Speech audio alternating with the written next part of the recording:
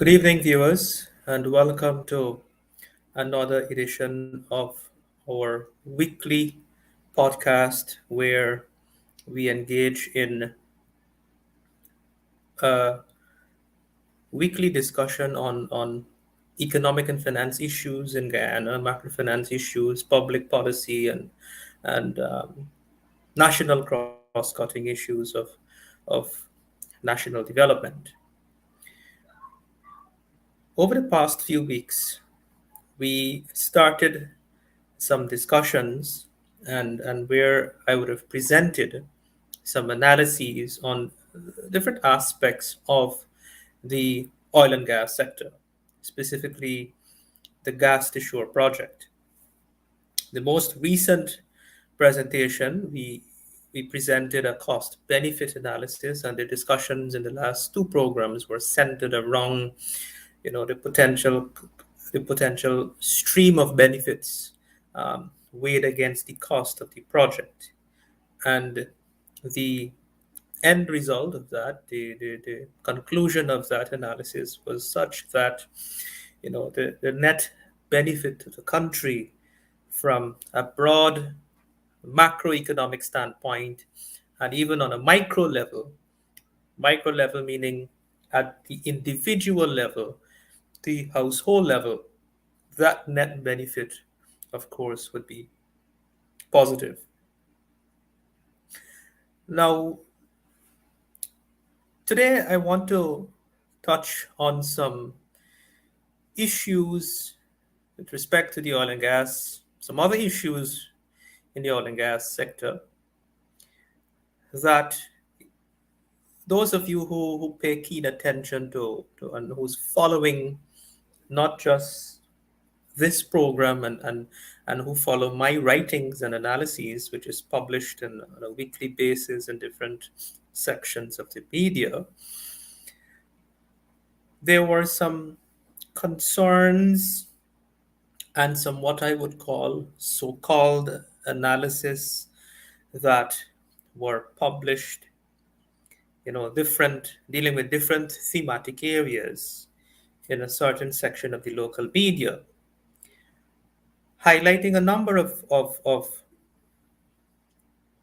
problems or a number of adverse effects of what is happening in the oil and gas sector by an international think tank out of the United States by the name of the Institute of Energy Economics and Financial Analysis.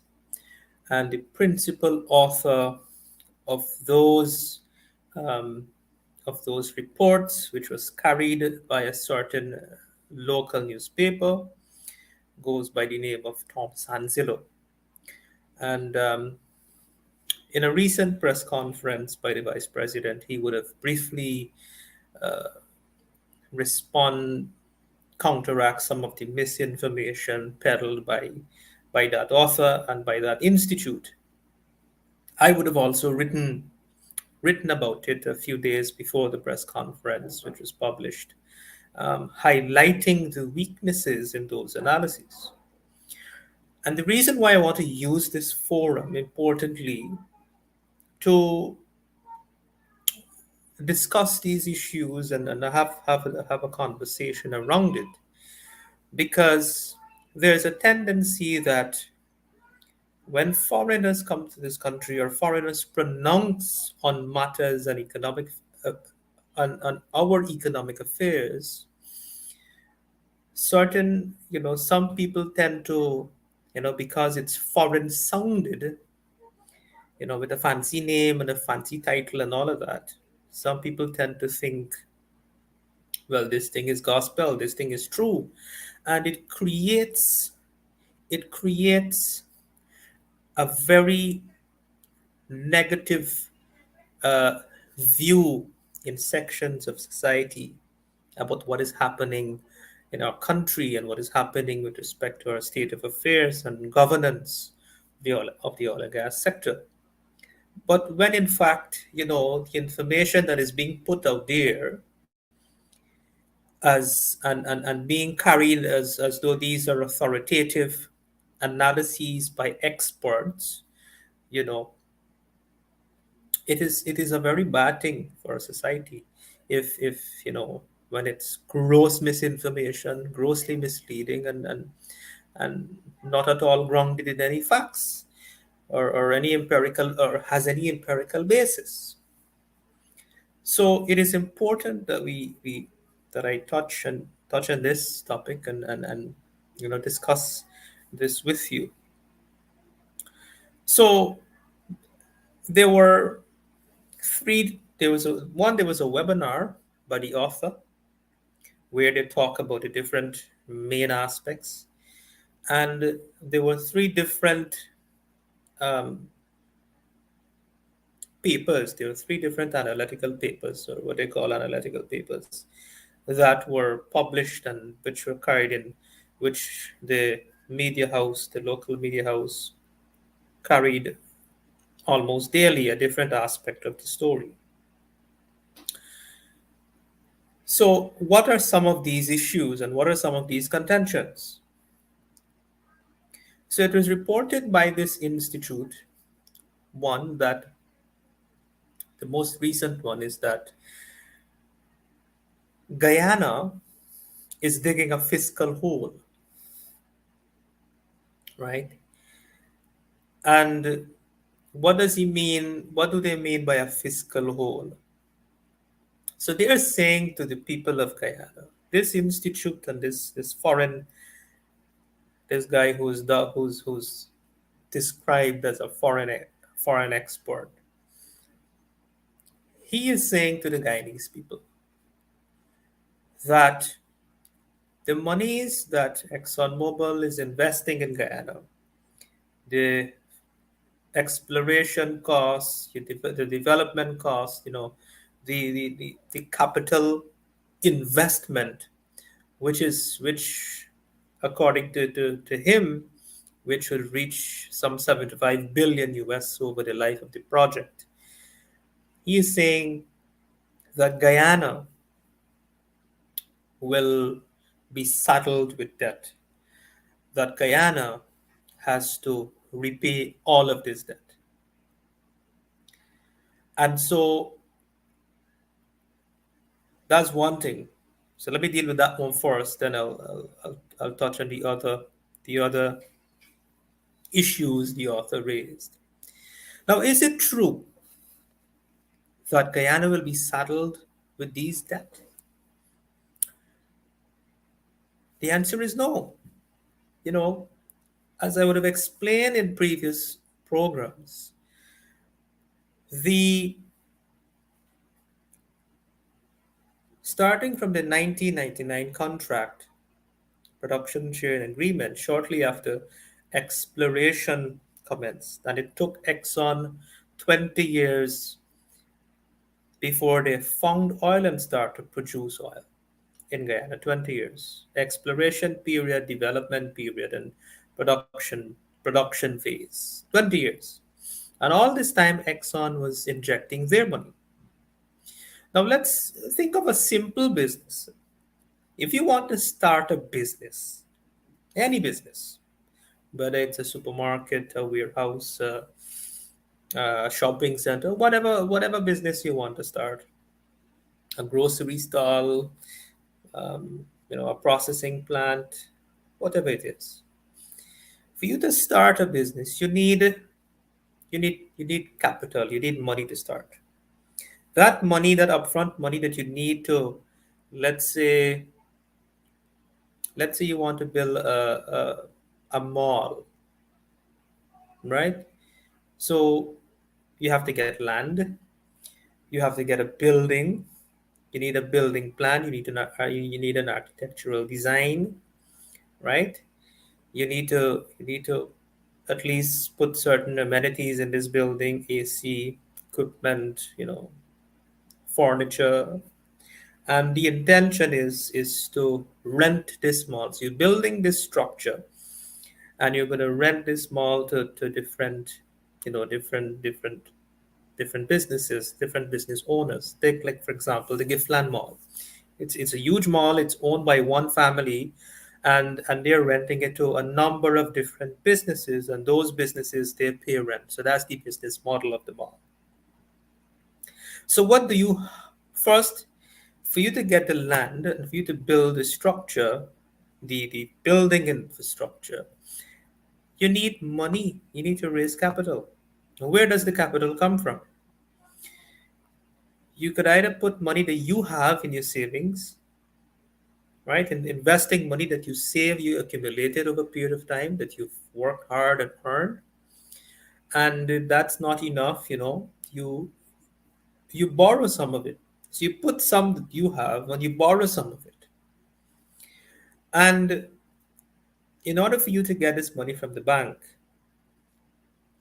you have to present a business case to the bank to demonstrate that this is your business idea, this is your business plan, and this is your business model. You want to build this mall, it's 10,000 square foot, 15,000 square foot, it's going to have so many, it's going to be able to accommodate 100 businesses, and this is based on your cost per square foot.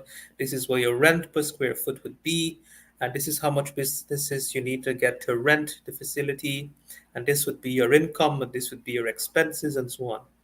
Right? So you got to build a business case and do your market study to determine that there is a need for this business. So you got to raise capital. So before that venture starts to bring in revenue, you have to, whether you borrow, whether you put in your money, you have to have the money up front to acquire the land, to build the infrastructure, to purchase the equipment, to put in the surrounding infrastructure and all of that, right? Then perhaps you might need money. You have to put money as well to keep the building running until you get the entire building rented, which will bring in income to cover all expenses.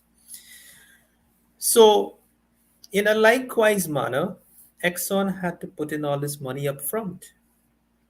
And so as the business started generate back revenue, that's how you're going to repay the money that you invested.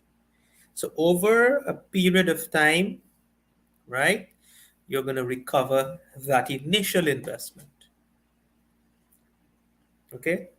So in the case of ExxonMobil and the production sharing agreement and the money they're investing offshore, we did not invest a cent. We did not guarantee any debt. We did not contract any debt. Now, Exxon, they are the contractor. They took on the risk. They had to raise the money. They had to bring the money, whether it's equity, shareholders' money, whether they had to borrow some on the international capital market, right? They had to raise it up front and invest it up front. And now from the sale of the crude, right? From the sale of the crude and converting it into refined products, because ExxonMobil they have their own refinery. So they're not just going to benefit from the sale of the raw crude, but they're going to convert it into the value added products so that they're able to earn more revenue.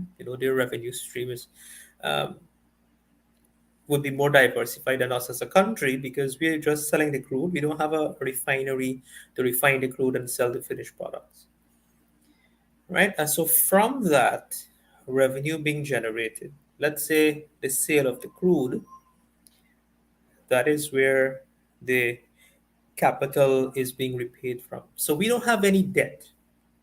We don't have any borrowing. We don't have any liability in this country.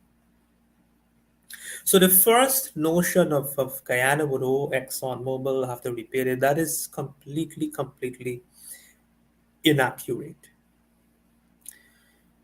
Then to the second issue or the second argument that this foreign institute is telling the Guyanese people that the revenues that we will earn from the oil resources is not enough to close the fiscal gap. Okay? So, what is this fiscal gap? And what is he really talking about? And what does he mean by a fiscal hole? So, let me explain this. The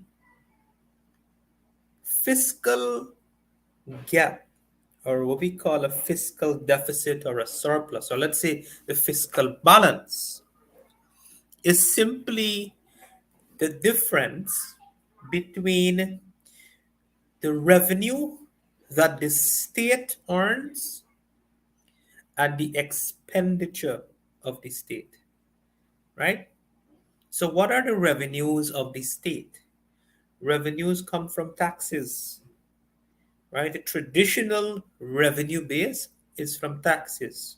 We are employees, we pay PAYE taxes, we pay, companies pay corporate taxes, there is duty, there is import duty, there is VAT, there is a whole host of taxes that we pay in individual transactions and that businesses incur, right? And so 90% of the revenue stream of the country, traditional revenue stream, comes from paying taxes, what companies generate.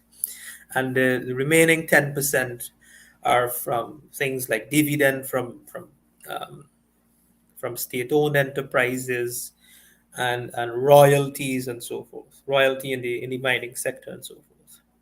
And now we have revenue generated from the oil resources, right? So there is a traditional revenue base, right, which is the revenue from taxes essentially. And then we have revenue that the state will earn from the sale of crude, from the natural resources, from the oil and gas, from our profit share plus royalty. And so the expenditure now, government spend money on infrastructure, capital projects, building roads, building bridges, um, social security, social programs, paying wages and salary to run the ministries and the public service and so forth. So the difference between government revenue, the revenue of the state and government expenditure, is called your fiscal balance. Now, a fiscal deficit is where the expenditure, total public expenditure, is greater than the revenue that the state earns. And so, in a situation of having a fiscal deficit where our expenditure is greater than the revenue, how is that deficit financed? It means the state has to borrow money to finance that deficit. And the state borrows essentially from two sources. One, from domestic sources, meaning from the local financial sector, from the local, commercial banks and the central bank. And the state can also borrow from external sources, for example, from these multilateral lending agencies like the IDB, the World Bank, the CDB, and so forth, right? So that is what is meant by fiscal balance, right? And fiscal deficit and surplus. So obviously, a surplus would mean the revenue of the state is greater than the expenditure. Now, in the context of the argument that this foreign institute is making, they're saying essentially that the IMF would have recommended that Guyana, the International Monetary Fund recommended when Guyana start to tap into its oil resources, the revenue from the oil should be used to close that deficit, right? To have a surplus, or or to nil it off, neither a surplus, or to balance it, neither a surplus or a deficit, right? In the last budget, however, what has happened, the budget was financed from three sources: from the revenue of the state, some amount of borrowing, minimal borrowing, and it's the first budget that tap into the natural resource fund, the resources in the natural resource fund. And so while we tap into that, we still had a budget deficit. And now there is a reason for that, right? And so it is in that context, this foreign institute is arguing that we have a fiscal we're digging a fiscal hole.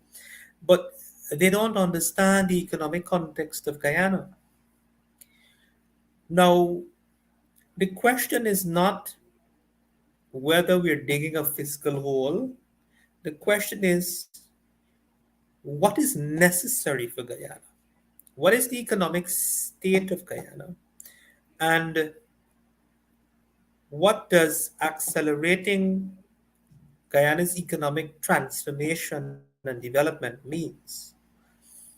It means we have an opportunity to use the oil resources to accelerate our development. So, for example, the new bridge across the Demerara River, that the contract was only signed recently in 2022. That bridge was actually supposed to have been built since 2012, 10 years ago. In the 1996 National Development Strategy, it was that National Development Strategy of 1996 identified that we would need a new bridge across the Demerara River.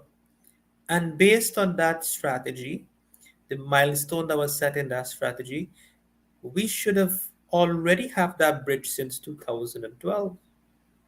But of course, in different, I would have went through this before of our economic, of our development challenges and so forth. So I don't want to regurgitate all of that. So if you want to accelerate development, then it becomes necessary to run a budget deficit, right? So the question really is, how much should that deficit be? How big should that gap be? And that is what the institute did not deal with. They just talk about it in a very vague way and divorced from our economic reality and context altogether. They did absolutely no analysis on our macroeconomic fundamentals and all these other variables.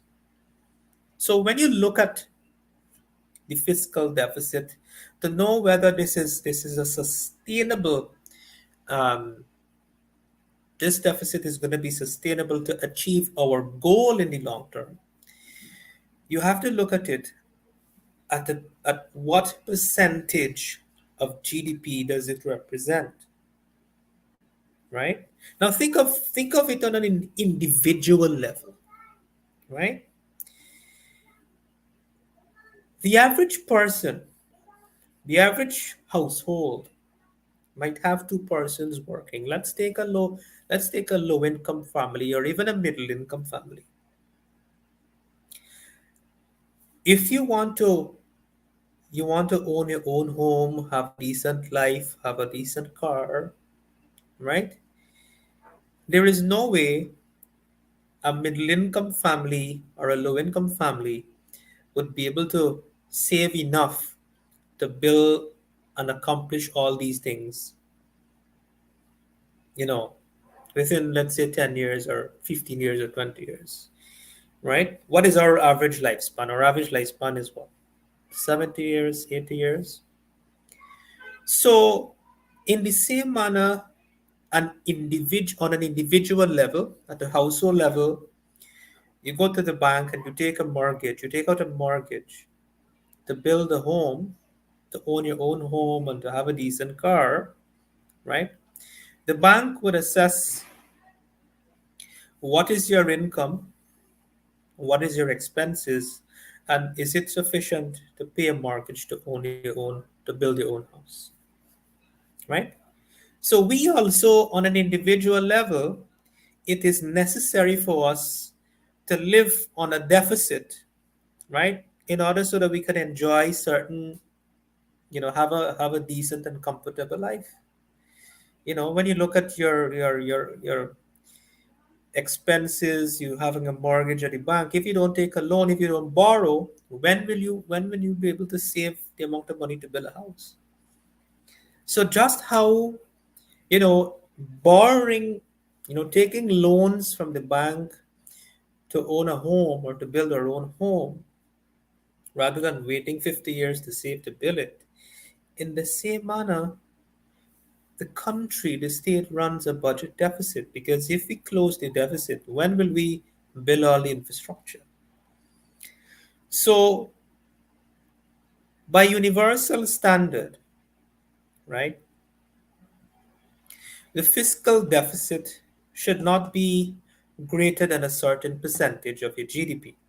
Just like in the individual case, your debt service, the amount of money from your revenue that has to go towards paying servicing loans should not be above a certain percentage. And in that case, the maximum for a bank to consider whether you have the ability to pay a loan, the bank has to look at your revenue stream and your expenses, and whether after taking out your monthly routine expenses, if there is enough surplus remaining that could service your debt. And that should not exceed 30% of your income. Your loan installment should not be greater than 30% of your income. If your loan installment is greater than 30, I mean, just even use basic examples of how a bank evaluates you for credit, whether you have credit, whether you're considered credit worthy. And so if the installment is less than 30%, then that's a good thing. If it's 10% of your income or 15% of your income, maximum 30% of your income, then you know that's considered you know reasonable. You should be able to manage it, and still live comfortably, right? Cater for your expenses. So by those same standard, there's some universal benchmark, right? And that is between 3 to 10% of GDP. So our fiscal deficit, over the past, our average fiscal deficit has been in the region of 3% of GDP, 3 to 4% of GDP, or less than 4% of GDP. The only time we had our highest fiscal deficit as a percentage of GDP was in 2020 and 2021, where the fiscal deficit, the budget deficit, represented 6% of GDP.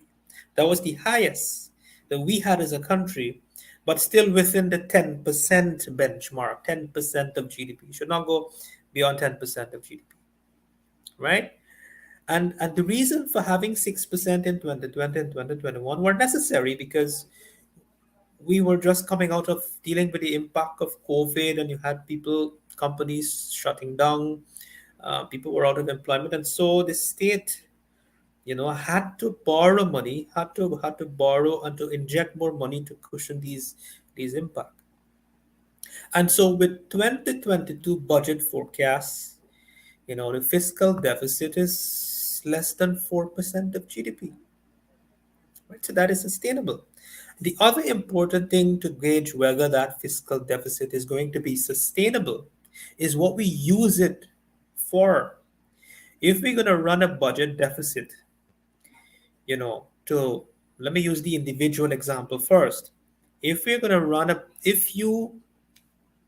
if a household, a family is going to borrow money from the bank to travel, to go on vacation, to hold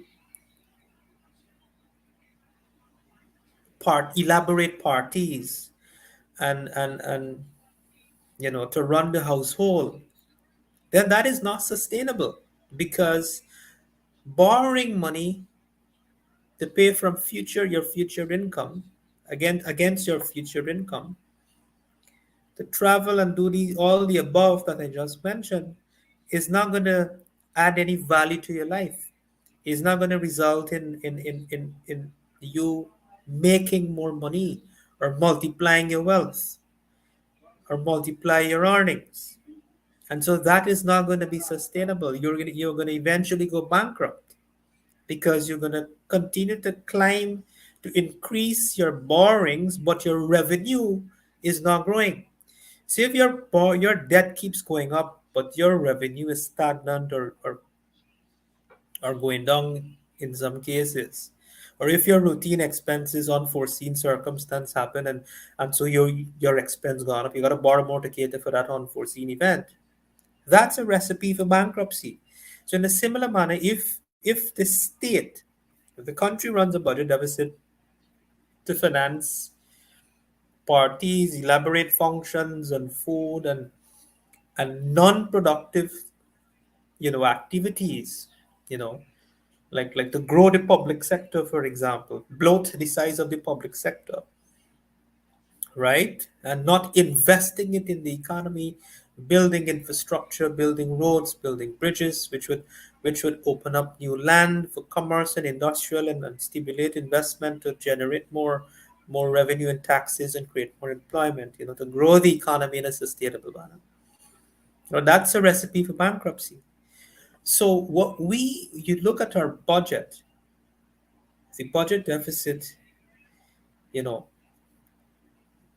we are spending money, we're using the oil resources to spend heavily on infrastructure, developing the country, investing it in those things that are going to create the framework for sustainable income, sustainable wealth creation in the long term, in the medium term, in the future. And so that is very necessary given our state, our economic state. We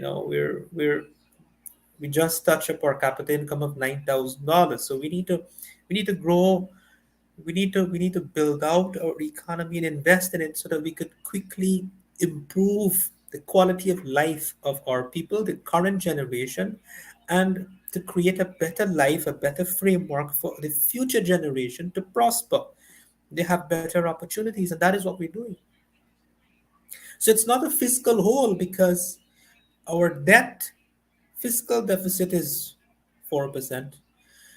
The amount of debt that we accumulate, is not significant.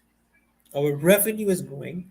We have the lowest debt to GDP ratio of less than 30%. Our external debt to GDP ratio is 16% of GDP. Those are the lowest indicators in the world. No other country in the world has these indicators. So, from a public financial standpoint, from a macroeconomic stability standpoint, we are in a very, very enviable place, you know, right? Countries like China, India, the US runs in budget deficit. The US had the highest budget deficit in 2020 of 15% of GDP, right? So this thing about we're digging a fiscal hole and we're mounting debt and we're going to go bankrupt, they're all inaccurate. They're all based on flawed, mischievous analyses by so-called foreign experts, right? So we talk about the debt that is not true. We talk about the fiscal hole. The other thing that I wanted to touch on, but I will pause here for now and continue this discussion next week, right? Is some other, um, when Exxon finishes production at the end, towards the end, when they finish producing from one well, they have to incur what is called a decommissioning cost to close that well, right? And the author is saying that look, Exxon is deducting money today, which they're going to use 20 years from now because the life of those production is about 20-25 years, and they're putting it over as though that's a really bad thing. We shouldn't do that.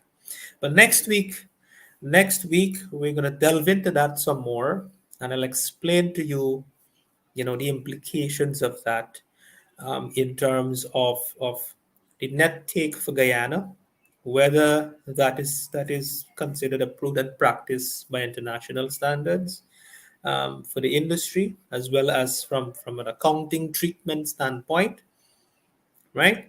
and we're going to delve into some other critical issues next week. So with that, thank you once again for tuning in tonight.